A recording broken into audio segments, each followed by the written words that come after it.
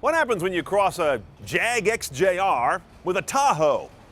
You get this, the Land Rover Range Rover Sport HSE, living somewhat awkwardly at the dicey intersection of off-road and on-track. Let's go for a ride.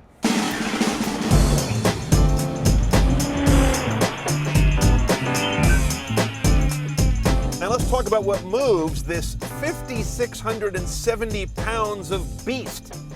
4.4 liter dual overhead cam V8, 300 horsepower, 315 foot-pounds of torque. As a result, 0 to 60 is pushing 9 seconds. That's in conjunction with a one-choice only 6-speed automatic slush box. It's slippery and rubbery and wandery. One cure though, snap it over here on the left side of the gate to the sport mode. It tightens up and raises the shift points, makes the gearbox more decisive, significant improvement. You've got permanent four-wheel drive in this vehicle. And of course, a key Land Rover deal is this guy, the big old silver knob here. That's what you call your terrain response system. So you pop that knob up, and then the left position, as you see, is pavement.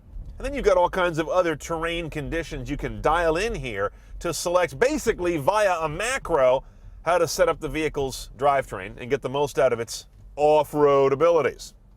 Here's your electronic high-low for the transfer case.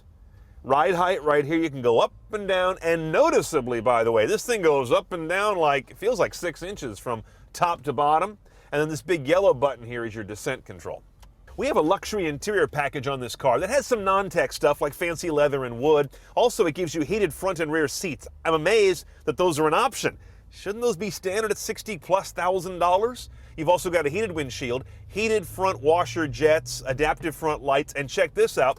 They call it the cooler box. I'm thinking, okay, what does it get, a little bit cool?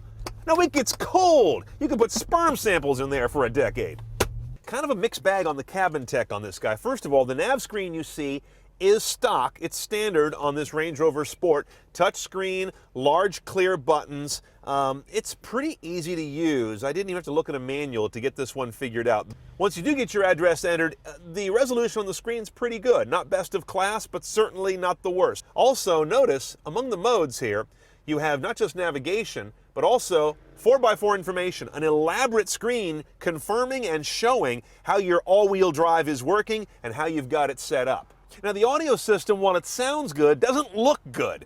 There it is. It never shows up on the LCD. It's relegated to this ghetto of this little green and black LCD, very late 90s. It's a cramped display that has a lot of noise going on. Like when I go through my tone settings, look at this nonsense. That's no way to represent a 12-speaker, 550-watt Harman Kardon Logic 7 system, I don't think. Your sources are AM, FM, 6-disc built-in slot changer, aux jack somewhere, damned if I can find it, but there's a button for it. Satellite radio, Sirius, available as an option on this vehicle. No iPod adapter, no HD radio. All right, folks, hang on tight and cinch down your pith helmet. This is where many a brave man has died. The treacherous eastern face of Lombard Street. Crookedest in the world, they say. Good time to price our Range Rover Sport. $59,000 base. Look out, hairpin right. Tech toys are relatively limited because the nav is standard. There's a one-choice only audio system, our generally very nice Harman Kardon rig. $3,000 for the luxury package, which all I really care about is the fact that it's got a heated windshield and a very cold center fridge.